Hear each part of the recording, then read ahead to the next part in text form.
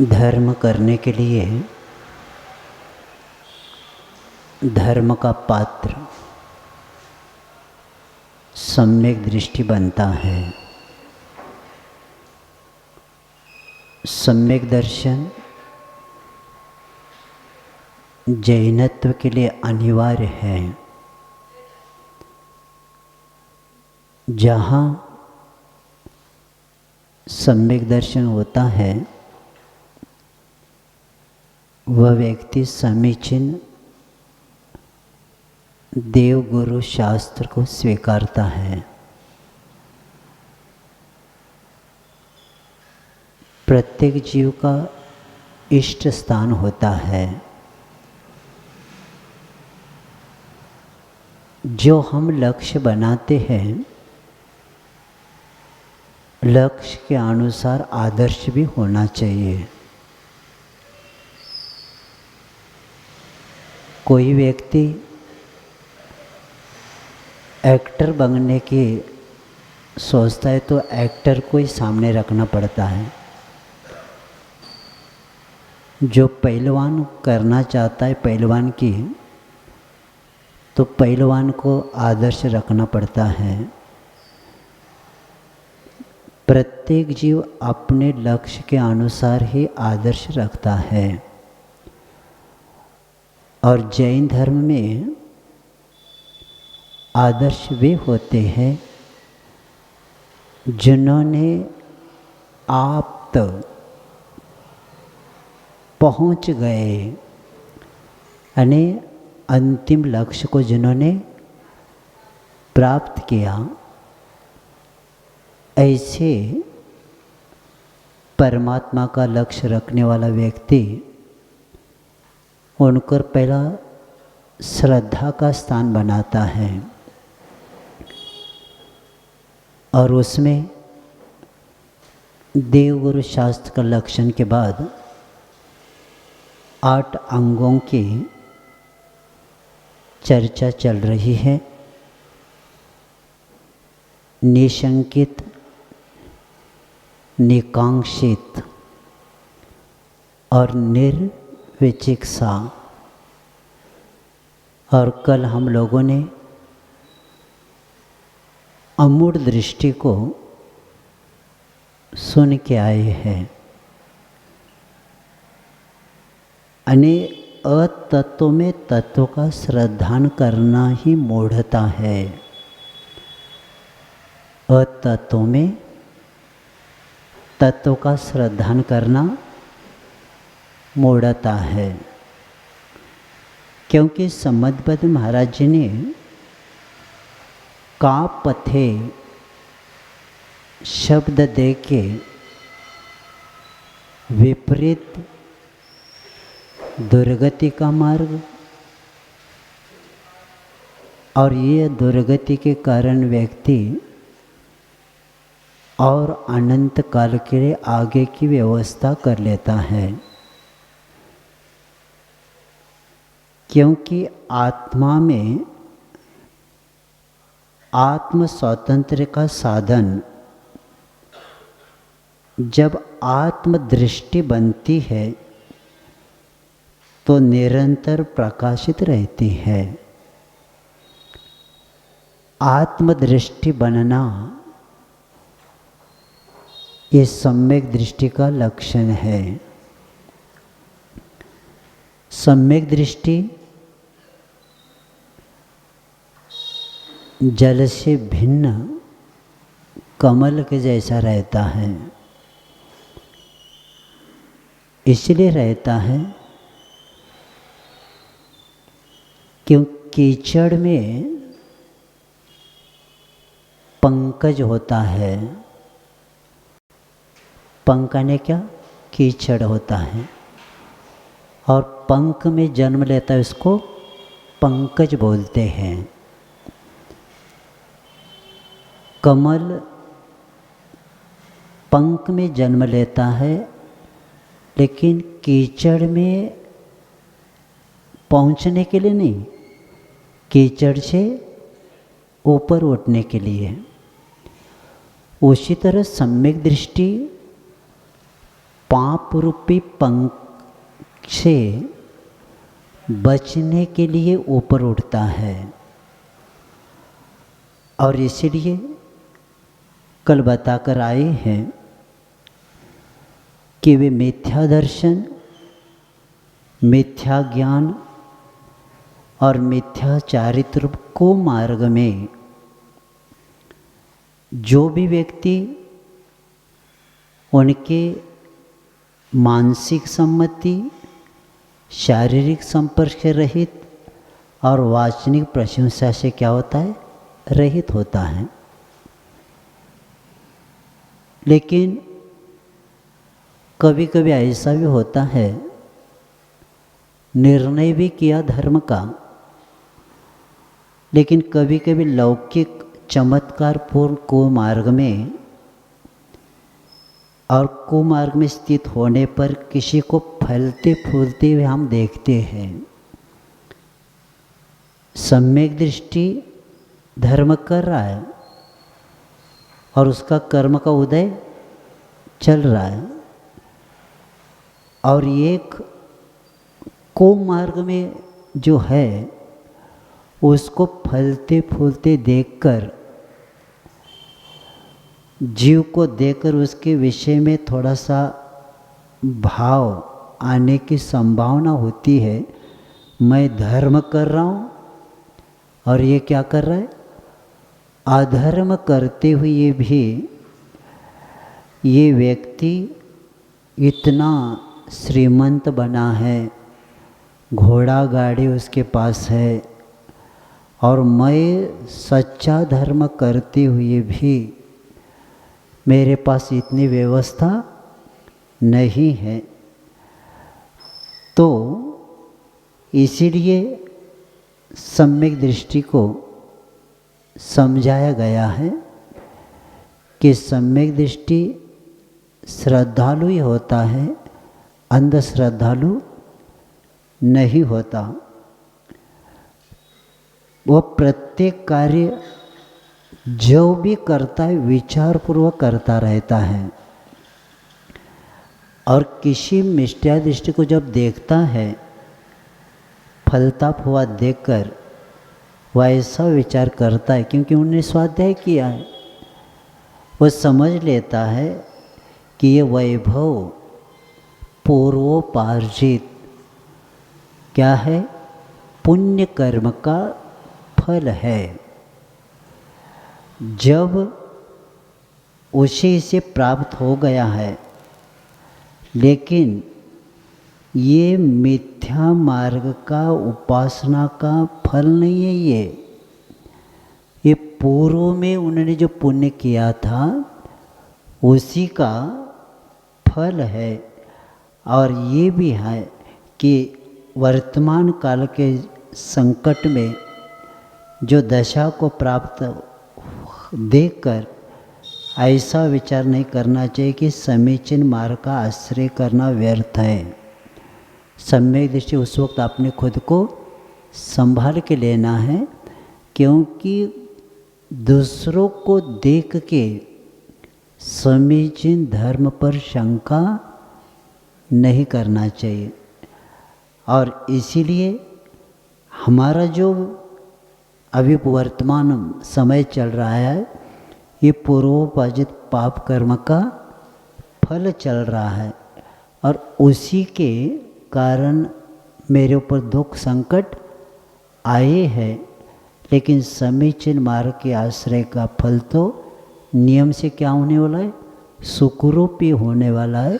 ये भाव सदा सम्यक दृष्टि रखता है। ये जिसके पास स्वाध्याय है वो इसको स्वीकार लेगा, और जिसके पास स्वाध्याय नहीं है उसको डावाडोल हो जाएगा उसको देख के। इसीलिए एक छोटा सा उदाहरण बताता हूँ। एक व्यक्ति बैंक में 1 लाख रुपए रखा है, और बाद में वो दुस्संगति में आकर व्यसनी बन गया। अब बैंक में व्यसनों के साथ जा रहा है, और चेक दे रहा है और वहाँ से पैसे ले रहा है। बैंक देगी क्या? नहीं देगी।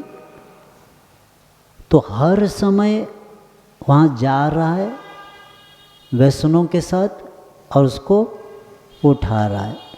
करते करते और एक बार जाता है तो बैंक वाले कहते हैं आपके खाते पर पैसा समाप्त है। जब तक खाते में पैसा है तब तक बैंक दे सकती है, उसके बाद नहीं देगी। तो उसी तरह हमारा जितना पुण्य का खाते में जितना पुण्य है तब तक ये हमारी गाड़ी चलेगी। पाप का उदय आते ही दुख संकट ये नियम से आएंगे। इसीलिए कहा गया है कि धर्मात्मा, धर्मात्मा शब्द क्या कहता है? धर्म जिसके आत्मा में उतर गया, धर्म जिसकी आत्मा में उतर गया वही क्या होता है? धर्मात्मा होता है। लेकिन ये धर्मात्मा होने के लिए पहला चौथा श्लोक हमें बताता है कि आपको अमूढ़ दृष्टि अंग जो है वह परीक्षा करने को कह रहा है। चौथा श्लोक सिद्धांत को जानकर आपको क्या करना है कि सत्य की खोज होने के बाद, सत्य की दृष्टि आने के बाद, निश्चित निर्णय होने के बाद अब आपको मिथ्यात्व का त्याग करना चाहिए। क्योंकि मिथ्यात्व का त्याग करना चाहे, अब मिथ्यात्व त्याग करना तो क्या करना? तो पहले बताया है कुदेव, कुगुरु और कुधर्म का त्याग को सम्यक की प्राप्ति के लिए बताया है।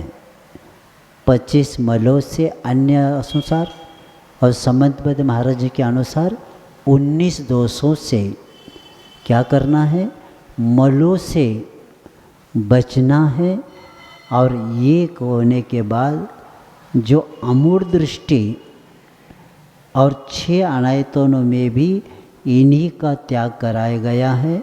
और इसीलिए जिसको लगता है कि हमें अब सत्य मालूम हो गया, अब मुझे क्या करना है?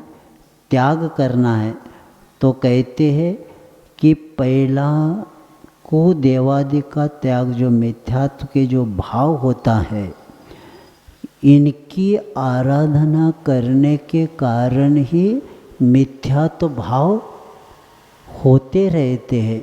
और इसीलिए हिंसादि पापों से भी बड़ा पाप है मिथ्यात्व। आचार्यों ने 5 पापों का त्याग बाद में, पहला किसका त्याग? पहला मिथ्यात्व का त्याग। मिथ्यात्वेन समम पापम न भूतो न भविष्यति। 5 पापों से बड़ा पाप कौन है? मिथ्यात्व है। और ये इसका, क्योंकि इसका फल क्या बताया है? मिथ्यात्व का फल है निगोध नरक गति को जाना। निगोध में जाकर बैठेंगे, काल अनंत निगोध मझार। क्या अनंत काल तक रहना पड़ता है वहाँ। और एक बार निगोध में जाने के बाद क्या होगा? नरक में जाने के बाद क्या होगा? आगे बताएंगे संबद्ध में महाराज जी 40 नंबर की से आगे 35-36 श्लोक में बताएंगे। मिथ्यात्व का त्याग करने वाला व्यक्ति कहाँ कहाँ जन्म नहीं लेता, तब पता चलेगा। क्योंकि इतना महत्वपूर्ण नहीं है, क्योंकि मिथ्यात्व का त्याग किए बिना आगे हमारा जीवन जाएगा ही नहीं। क्योंकि अनंत काल निकल गया और इसलिए समय सार में आचार्य कुंद देव कहते हैं संसार के कारण 3 बताए, मिथ्यात्व, अज्ञान और असंयम। निर्जराधिकार में आचार्य कहते हैं, आचार्य कुंद देव कि मिथ्यात्व, अज्ञान और असंयम यही संसार का कारण है। जब तक इसका त्याग नहीं होता तब तक हमारा कार्य नहीं होता। इसीलिए हम पहला उस आत्म को स्वतंत्रता देना है। तो हमारे आत्मा को परतंत्र करने वाला सबसे बड़ा पाप अगर कोई है वह क्या है? मिथ्यात्व है। और इस बात को बता के अमूढ़ दृष्टि का विषय पूर्ण हो गया। अब कहते हैं आगे क्या? उपगोहन के बारे में बताया जा रहा है। अभी 4 अंग हो गए, तो निशंकित, निकांक्षित, निर्विकस और अमूढ़ दृष्टि, ये 4 अंग अपनी ओर इंगित करती है। जो हम 4 आगे आए ना, ये अपनी ओर इंगित करती है। और अभी इसके आगे उपगुण, स्थितिकरण, वात्सल्य और प्रभावना, ये दूसरों के निमित्त से अपने में होता है। पहले 4 अंग निशंकित अपने को रहना पड़ता है, निकांक्षित अपने को रहना पड़ता है, निर्विचिकित्सा अपने को, अमूढ़ दृष्टि अपने को। अब यहाँ से उपगुहन, स्थितिकरण, वात्सल्य और प्रभावना, ये क्या होता है? दूसरे के माध्यम से स्वयं में काम होता है। इसी बात को लेके अब कहते हैं स्वयं शुद्धस्य मार्गस्य बालाशक्त जनाश्रयां वाचतां यत् प्रमार्जन्ति तदवदन्तोपगोहणम्। हाँ, बहुत अच्छा है। आचार्य कहते हैं उपगुण गुण का प्रतिपादन करते हुए कहते हैं स्वयं शुद्धस्य मार्गस्य, स्वभाव से निर्मल ऐसा मार्ग है। क्योंकि एक मार्ग कृत्रिम नहीं है, प्राकृतिक है। और जितने भी अभी तक महान आत्माओं ने अंतिम लक्ष्य को प्राप्त किया है तो इसी मार्ग से प्राप्त किया है। तो जो स्वयं शुद्धस्य मार्गस्य रत्नत्र रूपी मार्ग को बालाशक्त जनाश्रयां, बाल और अशक्त जनों के द्वारा इन्हें अज्ञानी और असमर्थ मनुष्यों के आश्रय से होने वाली वांछताओं, निंदा को जो प्रमार्जितम यानी प्रमार्जित करते हैं यानी दूर करते हैं, उस प्रमार्जन को उपगुहन गुण कहते हैं। रत्नत्रय रूप मार्ग स्वभाव से निर्मल है। और यहाँ उपगुहन पहला शब्द को समझेंगे। उपगुण ने छुपाना,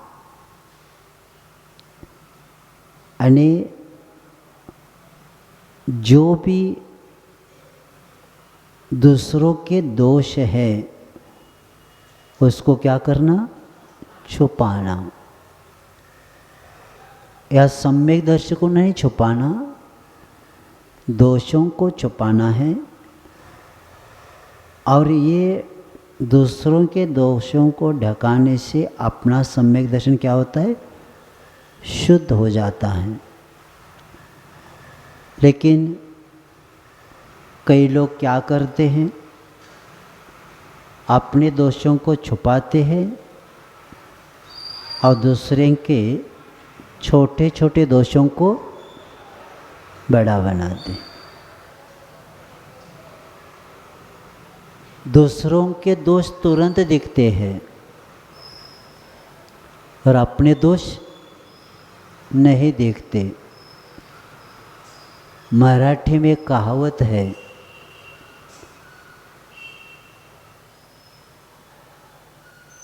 दुसऱ्याच्या डोळ्यातलं कुसळ दिखता है। कुसळ जानते हैं? छोटा सा रहता है, लेकिन अपने आँखों में मुसड़ है। मुसड़ जानते हैं? हाँ। अरे दूसरों के आँखों का छोटा छोटा तिनका दिख देता है, अपने आँखों में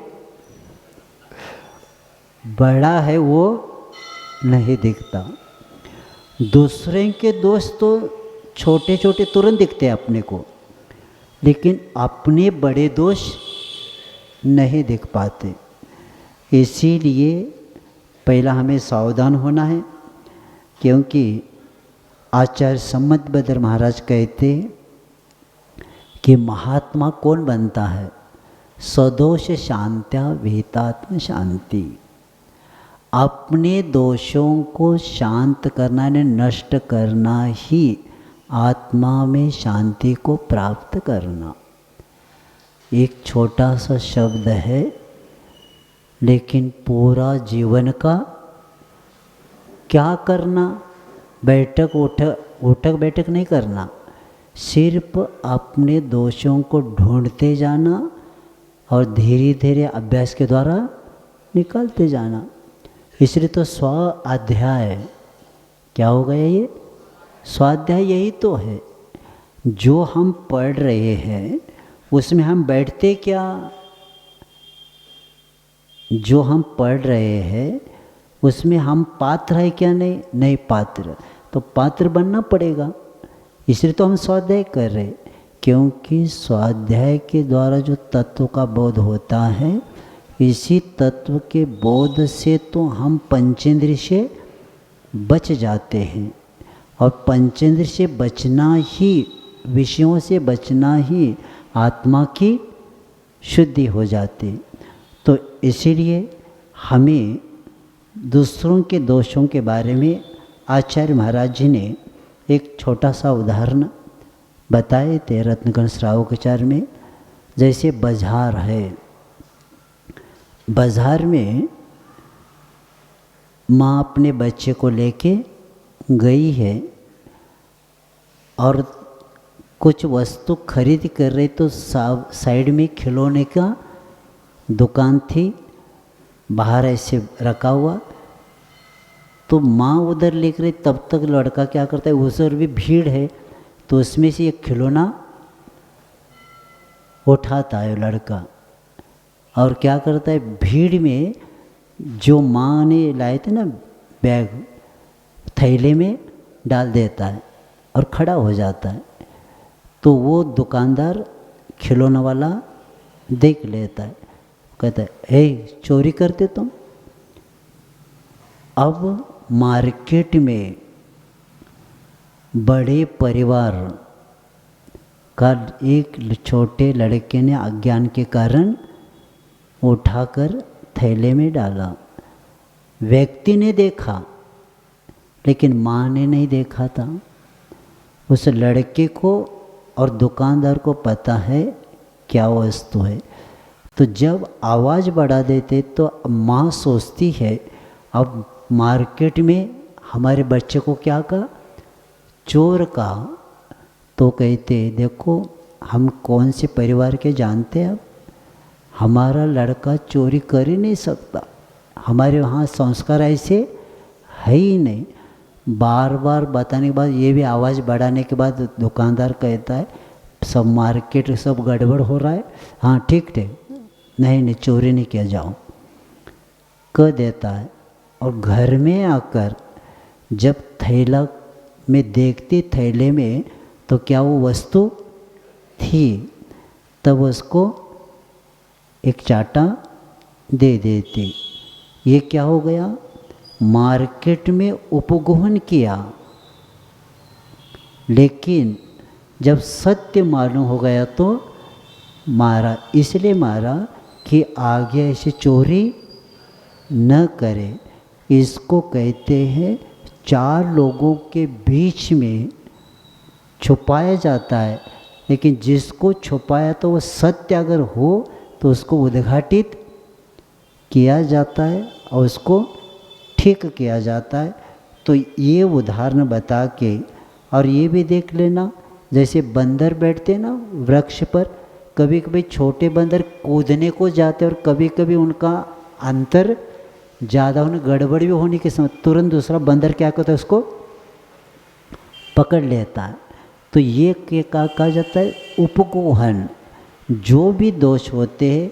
और इसीलिए जैसे दर्पण को देखना है, और घर में कुछ काम कर रहे थे तो दर्पण के ऊपर क्या था, सब धूल पड़ गए थे। अब स्नान करने वाला व्यक्ति स्नान करने के बाद दर्पण में जब देखता है तो उस पर क्या थी, धूल थी। तो पहला चेहरा पहुँचेगा क्या, पहला दर्पण पहुँचेगा, पहला क्या करेगा, यानी दर्पण को मांझना। तो अपने मुख को हम देखते हैं, वैसे दूसरे के दोष को ढाकने से अपना भी विकास हो जाता है और दूसरे के द्वारा अपने आत्म तत्व का निखार हम ला सकते हैं। और ये रत्नत्रय के द्वारा ही मार्ग बनता है। और ऐसे मार्ग सिर्फ सम्यक दर्शन मार्ग नहीं बनता।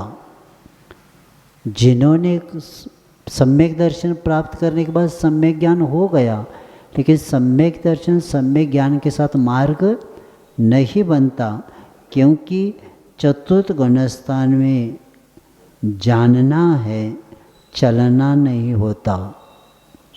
चतुर्थ गुणस्थान में क्या है, जान लिया, श्रद्धा किया और जान लिया, लेकिन वो क्या नहीं है, अने उम्मीदवार है, अभी आगे का काम उसका नहीं हो सकता। इसीलिए बिना चले पथ नहीं बनता, बिना चले पथ नहीं बनता। और इसीलिए यहाँ कहा जाता है धर्म और धर्म के धारक जीवों की निंदा से दूर रहना ही सम्यक दृष्टि का प्रमुख कर्तव्य होता है। सम्यक दृष्टि कभी किसी को गिराने का अभिप्राय नहीं रखता।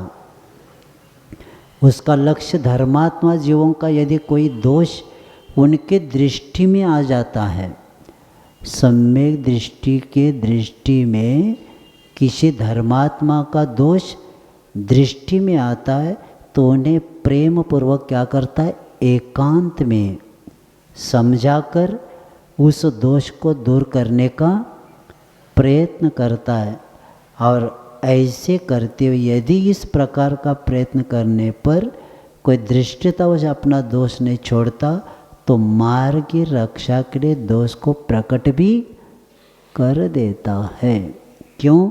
क्योंकि मार्ग दूषित एक व्यक्ति के कारण चर्चे का विषय, जब उपगुण कब तक कि उसको स्वीकारने के बाद ही उपगुण होता है, और समझाने के बाद भी उसको छोड़ता नहीं और दोष और करता है, तो उसका हम क्या नहीं कर सकते, उपगुण नहीं कर। तो यहाँ एक शब्द आया है बालाशक्त, यानी ये जैसे हित अहित के विवेक से रहित, ऐसे अज्ञानी जीव को बाल कहते हैं।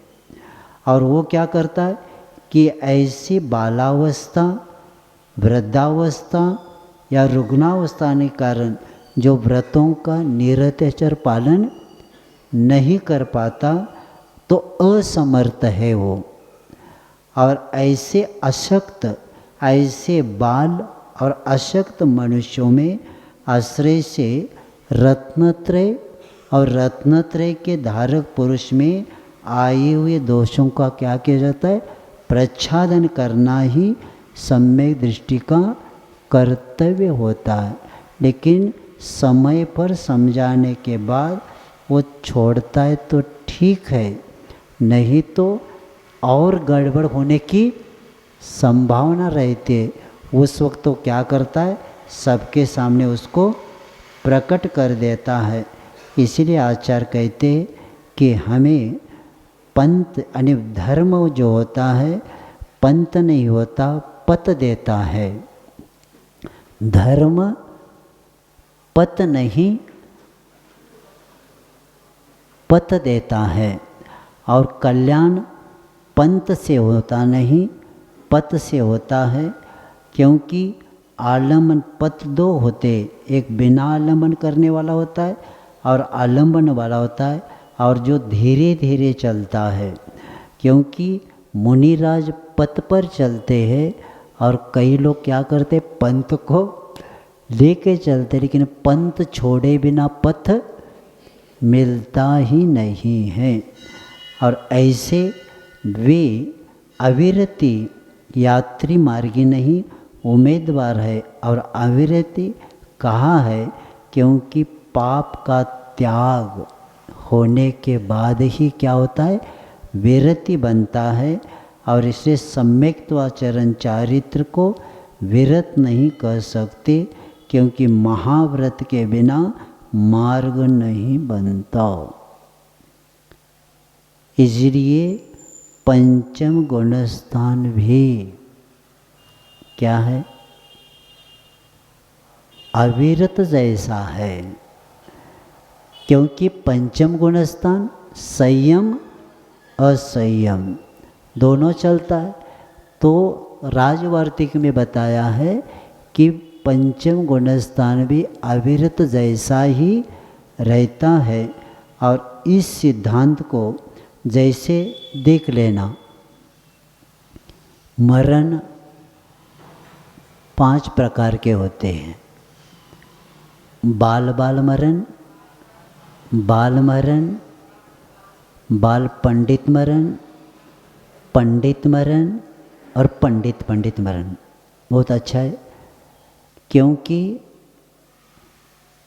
जो भी मरण होता है वो गुणस्थान के अनुसार घटाया है।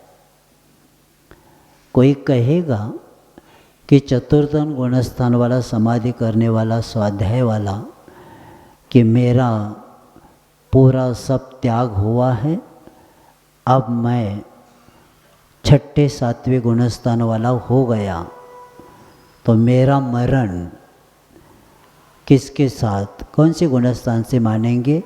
तो पहला ये समझेंगे सिद्धांत के अनुसार कि बाल बाल मरण जो होता है वो मिथ्यात्व के साथ होता है।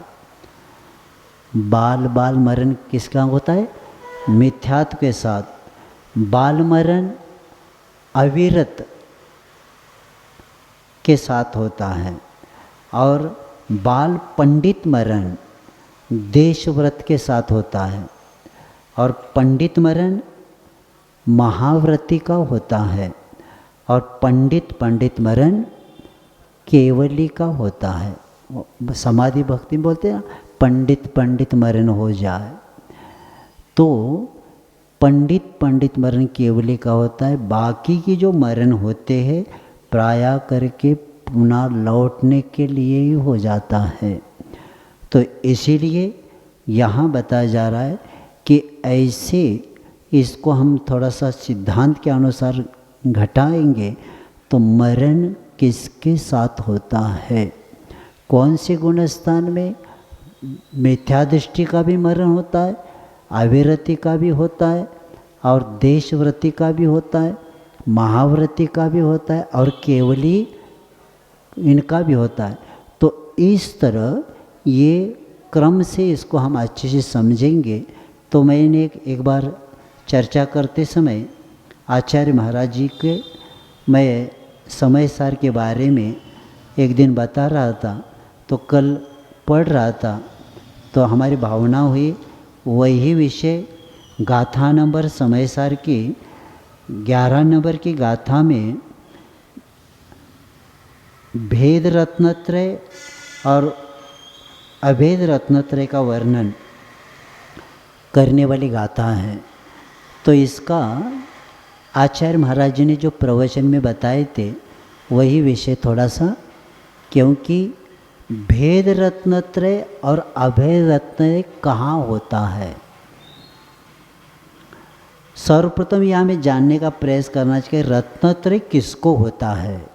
ये बाद में आगे का चर्चा, रत्नत्रय किसको होता है, बाद में भेद और अभेद रत्नत्रय को स्पष्ट करिए। मुनि दीक्षा अंगीकार करने वाला ही रत्नत्रय धारण करने का पात्र होता है, और बिना मुनि बने रत्नत्रय का स्वामी अन्य कोई भी नहीं हो सकता। मुनि दीक्षा लेते ही श्रमण का 7वां गुणस्थान होता है, और पश्चात हजारों बार क्या होता है 7वां और 6वां, ये पुनः 7वां 6वां गुणस्थान होता है। इससे स्पष्ट है गुणस्थान की विवक्षा में देखें तो भेद रत्नत्रय 6वें में होता है और 7वें भी होता है, लेकिन भेद रत्नत्रय के धारक श्रमण जब सामायिक आदि काल में ध्यानस्थ होकर निर्विकल्प अप्रमत्त अवस्था में होते तब वहाँ उनका अभेद रत्नत्रय प्रारंभ होता है। 6वें गुणस्थान में भेद अभेद दोनों हो सकता है, लेकिन 7वें में जाने के बाद क्या होता है, ध्यान में निर्विकल्प समाधि में होता है, तब अभेद रत्नत्रय होता है। 6वें गुणस्थान मात्र भेद रत्नत्रय होता है, लेकिन 7वें गुणस्थान में भेद और अभेद रत्नत्रय दोनों का अस्तित्व माना गया। वहाँ भेद भी होता है अभेद भी होता है, लेकिन एक साथ नहीं। तो भेद रत्नत्रय धारण किए बिना अभेद रत्नत्रय की प्राप्ति नहीं हो सकती, क्योंकि आचार्यों ने भेद रत्नत्रय को कारण कहा है और अभेद रत्नत्रय को कार्य रूप में स्वीकारा है। क्योंकि कभी भी कारण के बिना कार्य नहीं होता, अतः भेद रत्नत्रय के बिना अभेद रत्नत्रय भी नहीं होता। 7वें के आगे के गुणस्थानों में तो एकमात्र अभेद रत्नत्रय ही होता है, क्योंकि वे सभी गुणस्थान क्या है, शुद्धोपयोग रूप निर्विकल्प ध्यानात्मक ही होते 7वें के ऊपर के, और अतः वे रत्न अभेद रत्न होता है। आज गृहस्थ अवस्था में निर्विकल्प अवस्था और शुद्धोपयोग माना जा रहा है। सुनकर विस्मय होता है, खेद भी होता है, और बार बार विचार भी आता है कि कैसा ये संसार का भाग्य। आचार्य महाराज ने क्या कहा, कैसा ये संसार का भाग्य जो इतना स्पष्ट और सुंदर तत्व प्ररूपण मिलने पर भी उसे एकांकी दृष्टिकोण से स्वीकार करने का प्रयास किया जा रहा है।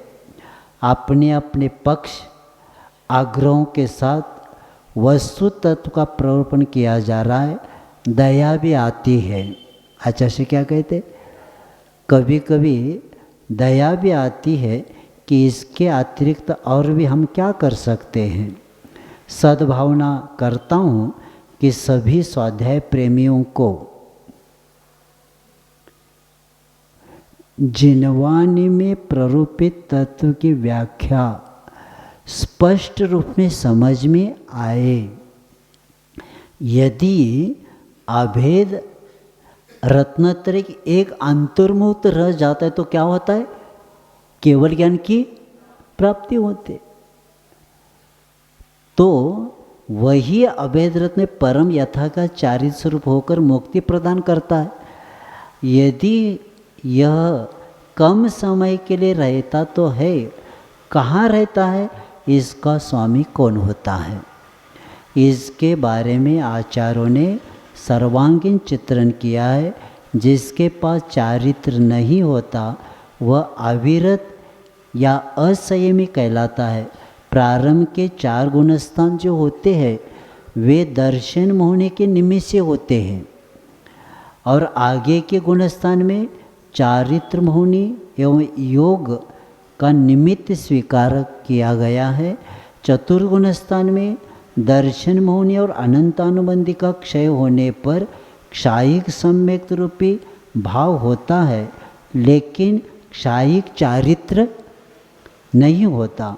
और अनंतानुबंधी कषाय चारित्र होने के प्रकृति होने के बाद भी द्विमुखी है, अर्थात सम्यक दर्शन और चारित्र को घात करती है। अतः उसके क्षय होने पर क्षायिक सम्यक्त्व एवं सम्यक्त्वाचरण प्रकट होता है। क्योंकि अष्टपाहुड़ में आचार्य कुंद कुंदेव ने स्पष्ट लिखे हैं कि जिननादि शुद्धम जिननादि दिट्ठित शुद्धम परमं सम्मच्चरण चारित्रम विधियम संयम चरणम जिननान सेदि ते तम चैव गुण विशुद्धम जिन सम्मतम सुमुख ठाणम य तम चरे नानजुत्तम परमं समचरित चारित्रम। यानी पंचम, छठ और सप्तम गुणस्थान में जो भी चारित्र होता है वो क्षायोक्षमी भाव रूपी होता है। उपशम श्रेणी में औपशमिक चारित्र एवं क्षपक श्रेणी में क्षायिक चारित्र होता है। 6वें 7वें गुणस्थान में चाहे गंधर्व परमेष्टि भी हो, चाहे तीर्थंकर भी क्यों न हो, उनके क्षायोक्षमिक चारित्र ही होता है। मुख्यतः 11वें 12वें गुणस्थान में क्रमशः पूर्व रूपेण औपशमिक और क्षायिक चारित्र होता है। इस बात पर विचार करना है कि भेदाभेद रत्नत्र की भावना करने वाले कौन होते हैं, तो इसी को बताकर आचार्य कहते हैं। और ये थोड़ा सा हम इसको समझेंगे, क्योंकि मार्ग बनता है रत्नत्रय के साथ ही बनता है। चतुर्थ गुणस्थान वालों का भी नहीं बनता और पंचम गुणस्थान वालों का भी नहीं बनता। 6ठे गुणस्थान वालों के द्वारा ही मार्ग बनता है, ऐसे बताया है। और क्योंकि आत्मशुद्धि का यही मार्ग है और इसी मार्ग से ही हमें आगे बढ़ना है। और ये बताते हुए महाव्रत के बिना कर्मों की निर्जरा जो हमें संवरपूर्वक जो निर्जरा करना है तो इसी के द्वारा हो जाता है। अब आगे कहते कि इसी बात को लेने के बाद अब स्थितिकरणांग के बारे में बताते। दर्शनाचरणाद्वापि चलतां धर्मवत्सले प्रत्यवस्थापनं प्राज्ञे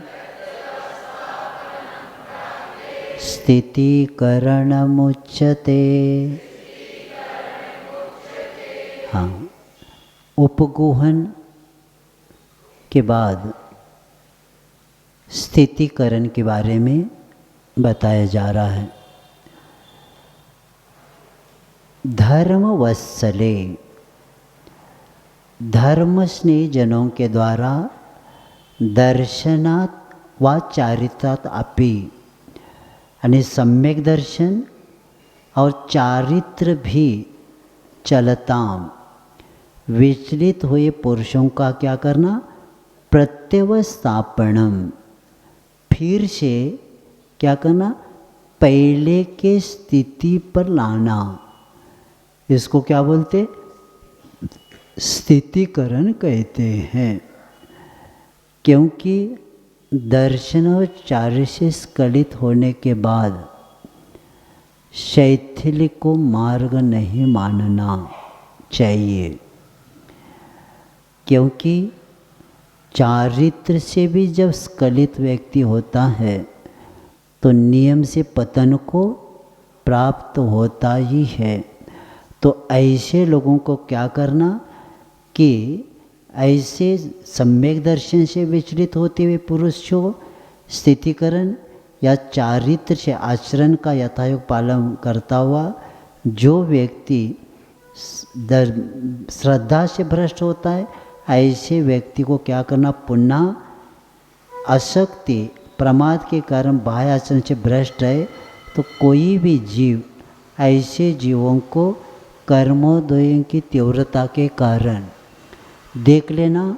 जिनका हम ग्रंथ पढ़ रहे वे समंत भद्राचार्य भस्मक रोग होने के क्या करना पड़ा उनको, अनेक चारित्र छूट गया लेकिन सम्यक दर्शन उनका नहीं छूटा था। इसलिए करना पड़ा कि आगे जाकर जिन शासन की प्रभावना करने वाले थे, उम्र भी कम थी इसलिए किया। लेकिन ऐसे समय गुरु ने क्या किया, स्थितिकरण कैसे किया, इसका उपचार करके पुनः ये करके बाद में पुनः प्रायश्चित, इसको कहते स्थितिकरण। लेकिन जो शैथिल्य को ये मार्ग बनाया उसका स्थितिकरण नहीं कर सकते। जैसे दुर्भिक्ष पड़ गया भद्रभाव महाराज के समय, और क्या हो गया, अकाल पड़ने के कारण भद्रभाव महाराज जी ने कह दिया 12 साल क्या होने वाला है, अकाल पड़ने वाला है, दक्षिण की यात्रा हम करेंगे। आधा संघ तैयार हुआ, आधा संघ इधर ही रह गया, और उधर जाने के बाद जैसे गुरु ने बताया था उसको माना नहीं, और जैसे समय बढ़ता गया अब चर्या पलना मुश्किल हो गया। तब श्रावक कहने लगे कि महाराज अब क्या करना, कि जब मुनि महाराज लौटते तो उनको भूखा क्या नहीं करता, मार के व्यक्ति पेट का अन्न भी खाने लगे, दुष्काल की स्थिति है ऐसी। तब उन्होंने कहा कि रात को आना, भयानक स्थिति है ये। रात को आने लगे तो नग्न रूप देख के लोग डरने लगे, तो उन्होंने कहा कपड़े पहन के आना। कपड़े पहन के आने लगे, कुत्ते भौंकने लगे। तब वो श्रावक ने कह दिया लठिया लेके आना, तो बाद में लठिया लेके आने लगे और कई दिन निर्वाह होने लगा और दुष्काल पूर्ण हो गया 12 साल। तब उधर का संघ दक्षिण का वापिस आया और देखा अपने सब साथी कपड़े पहने हैं और लठिया हाथ में लिए हैं, तो उनको समझाया। लेकिन परिस्थिति जो बनी थी, लेकिन वस्तु स्थिति को छोड़ के परिस्थिति के अनुसार जिसको अपनाया वही को अपनाने कर नया पंथ श्वेतांबर बन गया। तब से क्या होने लगे, ये लठिया और ये कपड़े ये परिस्थिति के कारण पहनना पड़ा, लेकिन पूर्व स्थिति में लाने के लिए स्थितिकरण के लिए बताया गया। लेकिन उन्होंने कहा भी यही अच्छा है, 2-3 बार खाओ, कैसा भी करो। इसलिए आचार्य महाराज जी ने जब मूलाचार पढ़ा रहे थे, आहार की चर्चा चल रही थी, तो आचार्य महाराज जी ने कहा आहार के पीछे नया पंथ बन गया, सिर्फ इसके पीछे। अनेक परिस्थितियाँ ऐसी बन गई, लेकिन आहार के पीछे नया पंथ बन गया और इसी के कारण जैन धर्म की हानि हो गई यहीं। और अभी वो जानने के बाद भी अभी भी विद्वान एक से एक साधु है तो भी छोड़ने के लिए तैयार नहीं, क्योंकि उसका यही कारण है, जहाँ कषाय मांड होता है वह सत्य को स्वीकारता नहीं।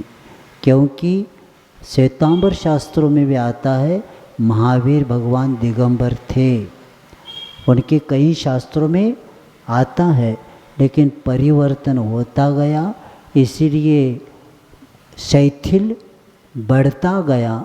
और कितने बार भी भोजन करो, कैसे भी कहीं से भी, जैन के नहीं अजैन के यहाँ भी मांगकर लाने लगे। और कितने दिन का खाकरा है वो भी 4-5 दिन का सब चलता है। सब ऐसे करते करते शैथिल्य बढ़ गया। और जहाँ आहार की शुद्धि नहीं है वहाँ साधु का अस्तित्व टिक नहीं सकता। आहार की शुद्धि समाप्त हो गई और इसीलिए नया पंथ बनने का यही कारण है। और स्थितीकरण करने की कोशिश किया गया, लेकिन उन्होंने स्वीकारा नहीं और तब से ये नया पंथ शुरू हो गया। क्योंकि लॉ की किताब तो हो, वकीली कर सकते, लेकिन खुद लिख नहीं सकते। लॉ की किताब जो होता है ना, वकीली तत्व का निर्णय क्या करता है, लॉ की किताब से कर सकता है, लेकिन खुद लिख के निर्णय नहीं। उस लॉ के किताब के अनुसार आपको बोलना पड़ेगा, नहीं तो मैं एक लिख लूँ और मैं करूँ, नहीं होता। तो उसी तरह लिंग के अनुसार ही चर्या होती है। क्योंकि चारित्र्य की सुरक्षा तब होगी जब लिंग के अनुसार चर्या होगी। क्योंकि एक जगह रहने वाले मुनिराज नहीं हो सकते, एक जगह मुनिराज रह नहीं सकते, क्योंकि धीरे धीरे प्रभाव पड़ता है। लेकिन पहले के राजा के कारण मठाधीश की ज़रूरत पड़ी थी, जिसको हम भट्टारक बोलते। लेकिन वर्तमान में वो मार्ग ही बन गया। पहला क्या होता था कि एक दूसरे राज्य में जाना मुश्किल था और बाहर का इतना प्रभाव था, तो लोग क्या करते थे कि कोई मुनि महाराज के पास जाकर एक थाली में कपड़ा रखते थे और मुनिराज को कहते, परिस्थिति बहुत विकट है, धर्म चलना मुश्किल है, चर्या, इसलिए आप इसको पहन लीजिए। तब से क्या बन गए, भट्टारक बन गए। ये परिस्थिति थी, अब वस्तुस्थिति बन गई कि ये परंपरा भट्टारों की शुरू हो गई और इसीलिए मठाधीश बनने लगे। और इसी के कारण भी क्या हो गया कि मनमानी चर्या भी होने लगी, क्योंकि आगम के अनुसार ही चर्या होना चाहिए, मनमानी नहीं। क्योंकि मार्ग की सुरक्षा के लिए ज्ञान प्राप्त करना ज़रूरी होता है। मार्ग कब टिकता है, जब ज्ञान हो, और ज्ञान का दुरुपयोग ही पापाश्रव का कारण है। जानते हुए भी क्या होने लगा, उस भट्टारक पद के लिए भी जवान जनवा लोगों को भी बिठाने लगे। और उसके कारण पिंची हाथ में, आचार्य महाराज जी ने इंदौर के प्रवचन में जब चर्चा की थी कि भट्टारक नहीं होना चाहिए पिंची के साथ, तो भारत में तहलका मच गया। आचार्य विद्यासागर जी भट्टारक को क्या करते, विरोध करते। लेकिन आचार्य महाराज जी ने कहा भट्टारक पद का विरोध नहीं है, भट्टारक का लिंग जो पिंची के साथ है, क्योंकि पिंची किसका उपकरण है, संयम का उपकरण है। ये लोग गाड़ी में बैठते हैं, विदेश में भी जाते हैं, तो इसीलिए आचार्य महाराज ने कहा था भट्टारक को आपका साधु मानते क्या राजा मानते। समाज के वे साधु है क्या राजा है? साधु तो नहीं मान सकते, क्योंकि 2 बार भी भोजन करते हुए, करते क्या नहीं मालूम है क्या नहीं आपको? हाँ करते, कई 1-2 को नहीं करते होंगे, कई लोग 2 बार भोजन भी करते, नाश्ता भी कभी कभी होता है, आपको क्या पता अंदर कौन जाता है। तो तब आचार्य मानेगा, आप अगर उनको राजा मानते हैं तो राजा के हाथ में पिंची नहीं होती, राजा के हाथ में राजदंड होता है। क्या होता है? राजदंड होता है। तो आचार्य महाराज ने कहा भट्टारक हर क्षेत्र पर रहना चाहिए और भट्टारक ज़्यादा बनना चाहिए, लेकिन रूप का परिवर्तन उनके जो भट्टारक ने अरहंत भगवान के लिए भी भट्टारक कहते, लेकिन अभी भट्टारक कहते ही कहा जाते वो लाल कपड़ा दिखता है, फेटा दिखता है, यही दिखता है लाल कपड़ा। भट्टारक अरहंत भगवान को भी मुनिराज के भट्टा का अकलंक देव आता है ना, भट्टा अकलंक, तो भट्टारक शब्द मुनि महाराज के लिए, अरहंत भगवान के लिए भी आता है। ये गृहस्थ के लिए, अन्य साधु के लिए, इनके लिए नहीं आता, लेकिन वो प्रचलित इतना हो गया कि बोलना भी मुश्किल हो गया। कोई कहेगा ये गृहस्थ है, उनका गुणस्थान पूछो ना एक बार, हमें बताओ उनको जय जिनेन्द्र करेंगे, वंदना करेंगे क्या नमस्तु करेंगे? अब पिंची है और यही तो, कौन सा करना? जय जिनेन्द्र करेंगे तो पिंची है, और वंदना करेंगे तो प्रतिमा कितनी, मिथ्यात्व का समर्थन होता है वहाँ, तो कैसा कौन सा गुणस्था? इसीलिए एक ब्रह्मचारी विद्वान ने पूछा था कि स्वामी जी आपकी प्रतिमा कितनी है? तो किसी ने बताया 7 प्रतिमा है हमारी। अब 7 प्रतिमा के साथ चलता है क्या पिंची? अब 11 प्रतिमा वालों को नहीं चल रहा यार। तो ये सब क्षुल्लक को नहीं दिया जा रहा है, और पहला था ही नहीं, बीच में थोड़ा काल था, लेकिन शास्त्रों में आया है क्षुल्लक जी के पास भी पिंची नहीं होती। किसी को रेफरेंस चाहिए तो हमारे पास 10-15 शास्त्र के है, वो लेके जाना। तो इसीलिए याद रखेंगे, तो ये क्या होता है? तो इसीलिए हमें मार्ग और मार्गी ये शिथिलाचार करते जाएंगे कमजोरी के कारण, तो मार्ग क्या हो जाएगा? समाप्त हो जाएगा। हमें पक्ष आगम का ही लेना है, किसी पंथ का पक्ष नहीं लेना है, क्योंकि कई लोग क्षुल्लक जी और इस संस्था ट्रस्टी के क्या होने लगे? ट्रस्टी होने लगे, पादत्राण भी पहनने लगे। अब क्या करें? कई लोग क्या करने लगे? पादत्राण भी पहनने लगे, हाँ, और ट्रस्टी है कहते। तो ये सब गड़बड़ होने लगा। तो अन्य मार्ग बनेगा तो सही मार्ग समाप्त हो जाएगा। इसीलिए हमें याद रखना है कि मूलाचार के अनुसार श्रमण रहते और श्रावकाचार के अनुसार श्रावक रहते, तब जाकर धर्म टिक सकता है, नहीं तो नहीं टिकेगा। और ये भी बात है कि आरंभ परिग्रह स्वामित्व से दूर रहना ज़रूरी है, तब पद की क्या होती है? सुरक्षा होती है। और ये भी बात है कि ज़्यादा सालों से परंपरा चल रही, इसका मतलब ये वही परंपरा न बने। ज़्यादा साल हो गए तो कहते ये परंपरा ज़्यादा साल हो गए तो परंपरा बनता है, बाद में कहते बहुत सालों से है। तो ये सब अपनी कमियां हैं, और इसीलिए देखते हम मंदिर एक है, शास्त्र एक है, भगवान एक है, तो भी हमारे में मतभेद है। भगवान एक, शास्त्र भी एक है, और इतना होने के बाद भी भगवान भी वितरक है, शास्त्र भी है, मंदिर भी एक है, लेकिन इसमें मतभेद क्यों? क्योंकि आपने अपना मान्यता अलग करने के कारण परिवर्तन होने लगा और धर्म के ऊपर आक्रमण होने लगा। सद्गुरु कपड़े में भी होने लगे, जैन धर्म में, दिगंबर में। इधर तो कहते हम दिगंबर जैन, और गुरु को किसको स्वीकारा? कपड़े वालों का। आचार्य महाराज जी कहते ये ग्रहित मिथ्यात्व है। ये क्या है? ग्रहित मिथ्यात्व है। कपड़े वालों को गुरु मानना ये ग्रहित मिथ्यात्व है।